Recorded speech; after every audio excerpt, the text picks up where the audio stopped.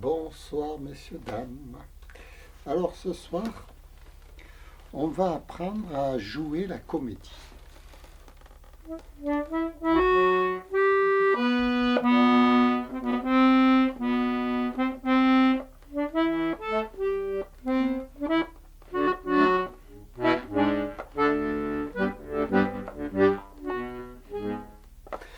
Alors jouer la comédie, c'est d'abord s'inspirer d'une scène de théâtre en général ou d'une scène, peu importe, mais c'est s'inspirer de quelque chose tout de même.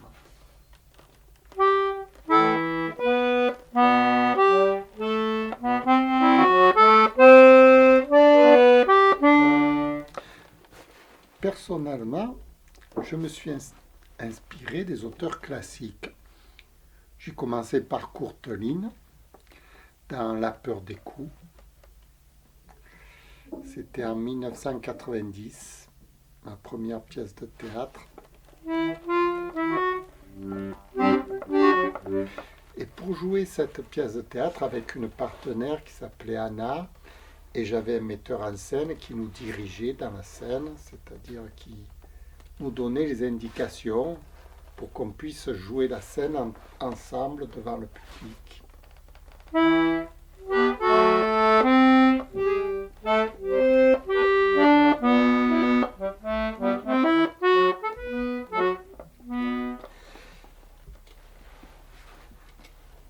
Pardon. Alors, c'était une époque complètement folle.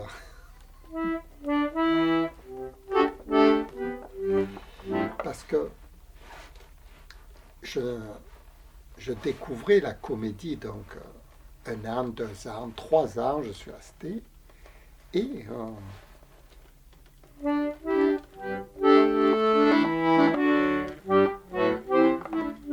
nous avons joué cette pièce de théâtre, nous avons réussi à la monter, c'était La peur des coups de Courteline. Nous avons réussi à la monter en travaillant beaucoup. On a mis 8 mois de répétition en travaillant 2 fois par semaine.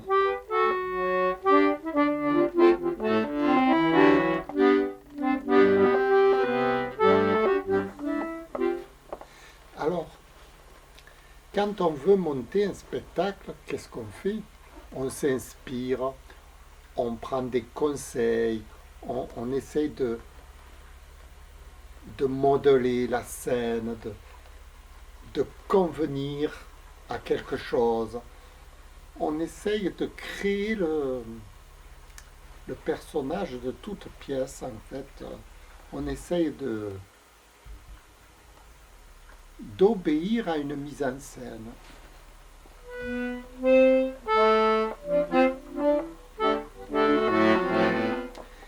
Et, si vous voulez, le mot le plus important, c'est obéir.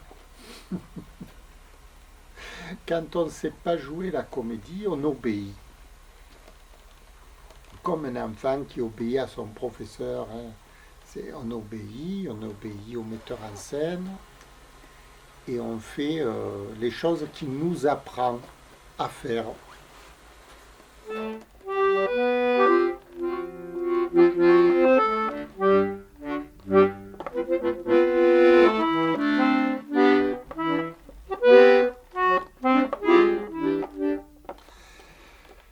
Alors, ensuite, j'ai attaqué un monologue d'Anton Tchekhov qui s'appelait « Les méfaits du tabac ». Ça, c'est ma pièce que je joue, moi, tout seul. J'ai appris à jouer ça en faisant comme une espèce d'apprentissage du théâtre sur ce monologue-là. C'est un professeur d'art dramatique, c'est un professeur d'école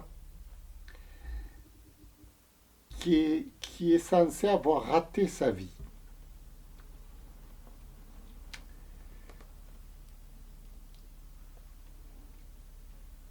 Anton Tchekhov, il aime bien parler des couples en général. C'était une époque où on est bien réfléchir sur la réalité d'un couple entre un homme et une femme. Et Anton Tchekhov, c'est le spécialiste, disons, de ces mises en scène. Et c'est une pièce dite comique parce qu'elle est à la fois burlesque. Alors, le burlesque, c'est un parti pris que j'ai accepté en la lisant, parce que si vous voulez, je vous dis les paroles, par exemple, vous allez comprendre. Si je m'adresse normalement à un public, je dis « Mesdames » et, pour ainsi dire, « Messieurs ». On a demandé à ma femme de me faire prononcer ici, et dans un but de bienfaisance, une conférence. On veut une conférence. Eh bien, va pour une conférence. Pour ma part, cela m'est parfaitement égal.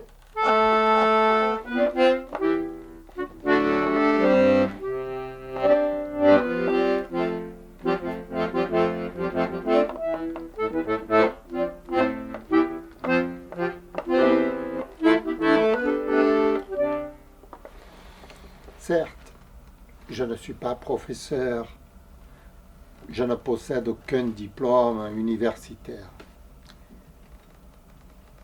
Néanmoins, voilà plus de 30 ans que je travaille sans relâche et pour ainsi dire au détriment de ma santé. Je ne cesse de réfléchir. Et imaginez-vous qu'il m'arrive même d'écrire des articles savants. Pas précisément savants. Si vous voulez. Mais tout comme.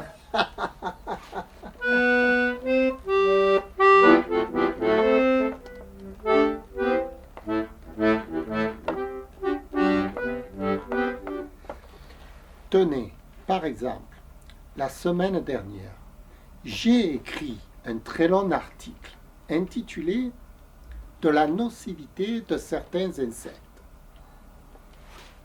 Ça a beaucoup plu à mes filles, en particulier la partie qui concernait les punaises.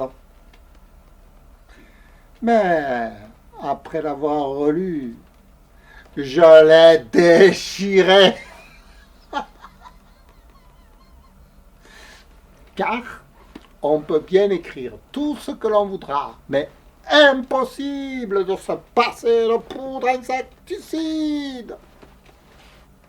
Chez nous, à la maison, c'est rempli de punaises, jusque dans le piano.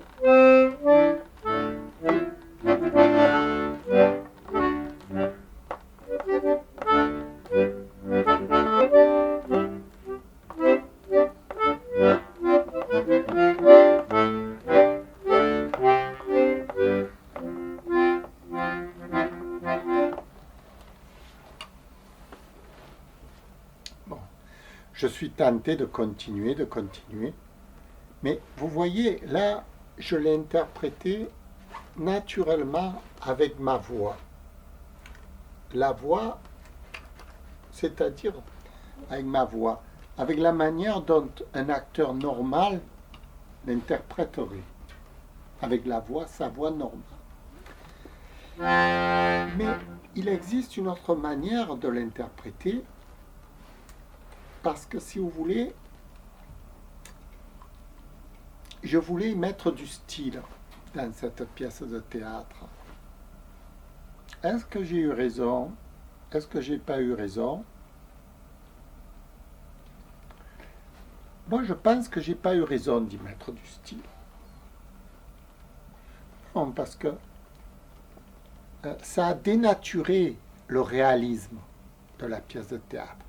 Mais justement, mon but, c'était justement de dénaturer le réalisme et de la faire partir dans un burlesque.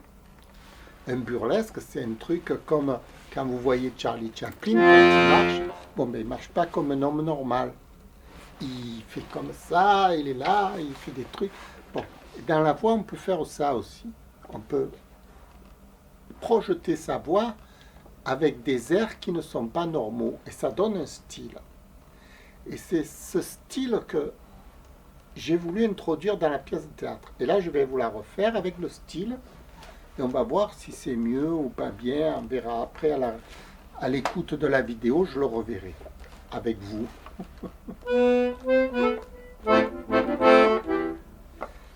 Mesdames, et pour ainsi dire messieurs, on a demandé à ma femme de me faire prononcer ici, et dans un but de bienfaisance, une conférence. On veut une conférence. Eh bien, va pour une conférence. Pour ma part, cela m'est parfaitement égal.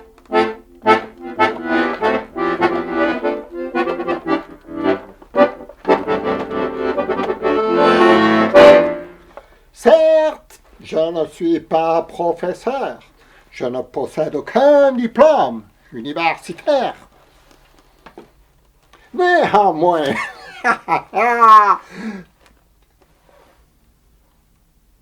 je ne cesse de réfléchir.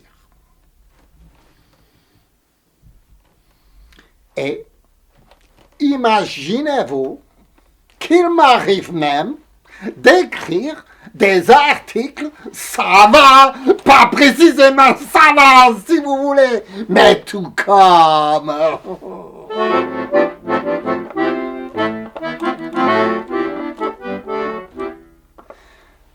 Tenez, par exemple, la semaine dernière, j'ai écrit un très long article intitulé « De la nocivité de certains insectes ».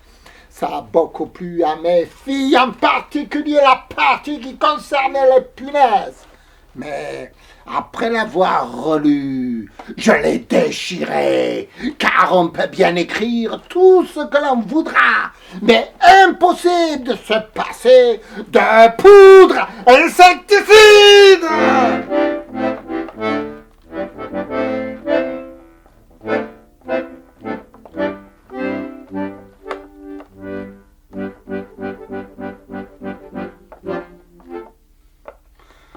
Chez nous, à la maison, c'est rempli de punaises, jusque dans le piano.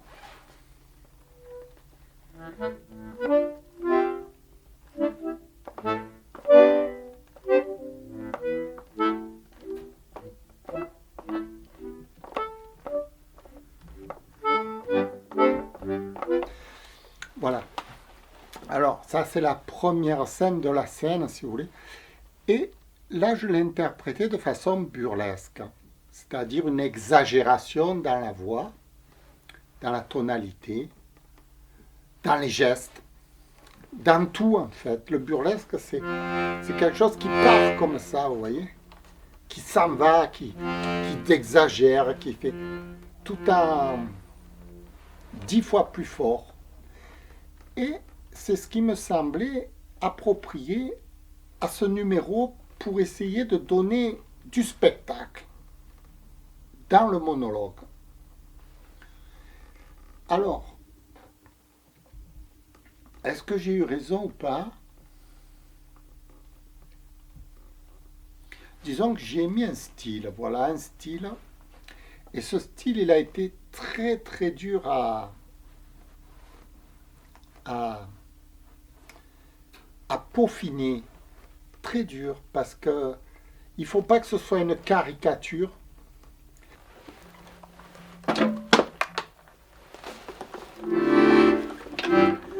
comme je vous disais, il ne faut pas que ce soit une caricature, et en même temps, il faut que ce soit exagéré. C'est très étrange. Hein. Moi, pour faire ce burlesque, je me suis inspiré des vieux acteurs de l'époque, c'est-à-dire Laurel et Hardy, Charlie Chaplin, bon, plus Laurel et Hardy, parce que j'aimais bien cet accent anglais, parce que Laurel et Hardy, on les entend parler, Charlie Chaplin, on ne l'entend pas parler. Mais Laurel et Hardy, c'est Mesdames, et pour ainsi dire, messieurs, oui, comment tu vas?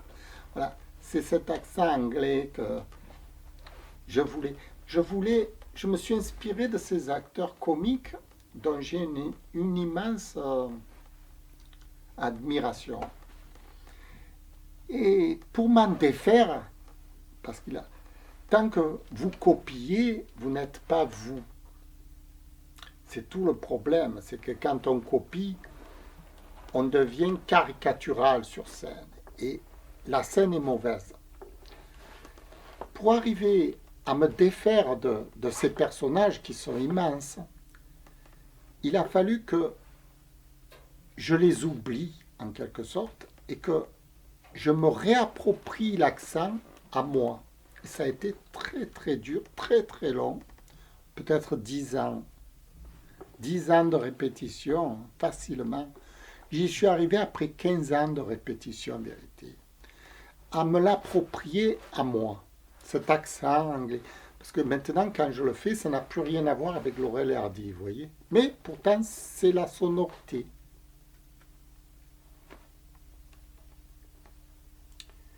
Et c'est parce que je me la suis appropriée. Je me le suis approprié comment? En l'oubliant. En oubliant que je faisais référence à eux, en me l'appropriant à moi. Comme si c'était moi qui parlais réellement de cette façon-là. Et même quand je parle de cette façon-là, normalement, je ne dois pas tant exagérer. Je dois même oublier l'accent, que je parle avec un accent, vous voyez. C'est encore meilleur. Et pourtant, je le garde l'accent, parce que j'ai tellement l'habitude de le dire comme ça. Voilà. Et ça, c'est le travail de l'acteur des répétitions, évidemment. Ensuite, l'acteur se revoit la vidéo, comme je vais faire tout à l'heure. Je vais revoir le numéro que je vous ai fait, et puis je vais me juger, pour savoir si ça me plaît ou si ça ne me plaît pas.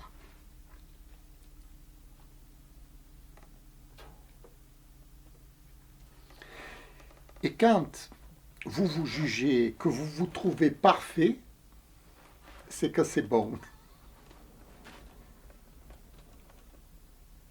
Il faut arriver à se trouver parfait. C'est un casse-tête pour un perfectionniste, c'est dur de se trouver parfait.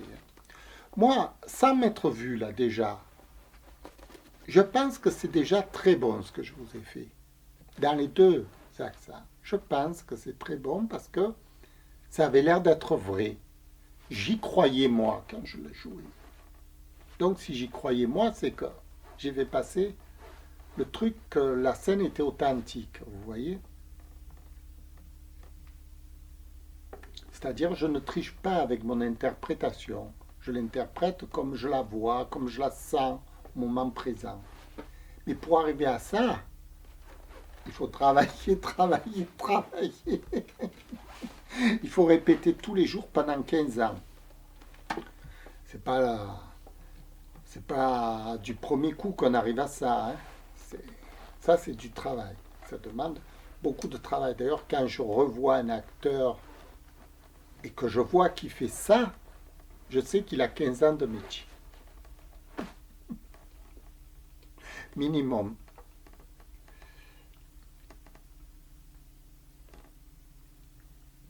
Alors, en 5 minutes, on ne peut pas expliquer 15 ans de travail, mais on donne une idée générale de la complexité d'une scène, dans le sens que c'est en même temps très instinctif et en même temps très, très technique.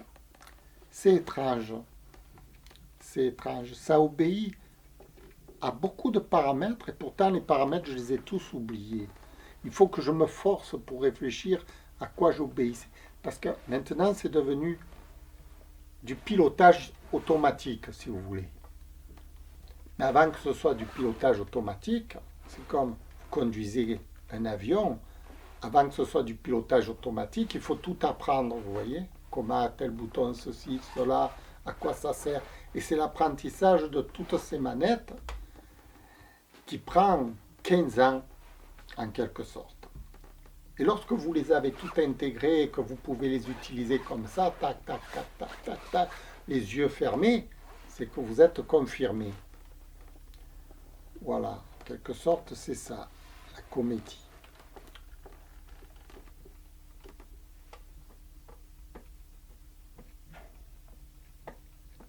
J'espère que ça vous a plu. Je vous en ai dit pas mal quand même. Je vous remercie d'avoir écouté. Moi, je vais voir un peu, je vais le revoir, je vais me revoir, je vais m'admirer dans ma télévision. Je vais dire, ah, tu te rends compte, regarde ce que tu es en train de faire, Philippe. Vraiment, vraiment, vraiment. 30 ans de répétition en 5 minutes.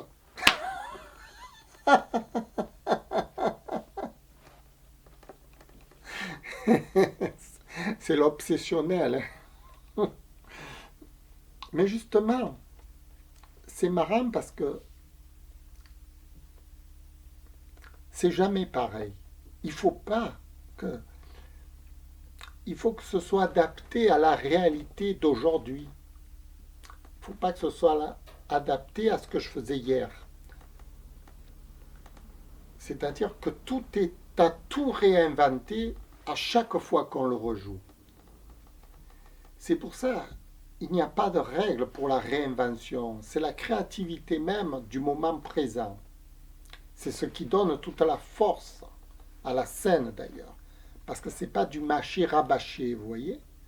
C'est du... On a l'impression que je joue pour la première fois. Devant le public.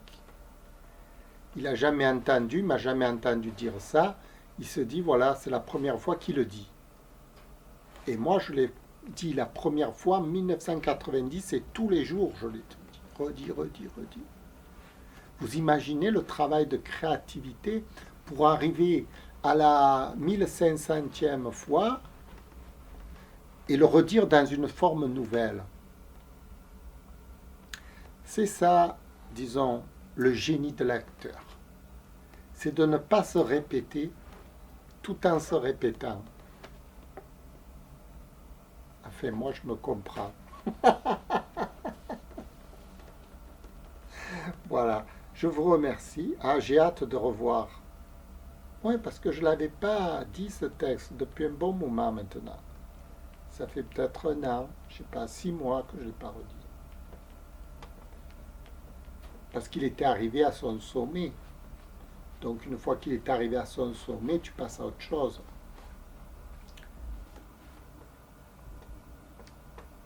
Est-ce qu'il est bien dit? Voilà, maintenant je vais aller voir, parce que je suis curieux quand même. Je suis curieux pour savoir si je suis mauvais finalement. Sait-on jamais?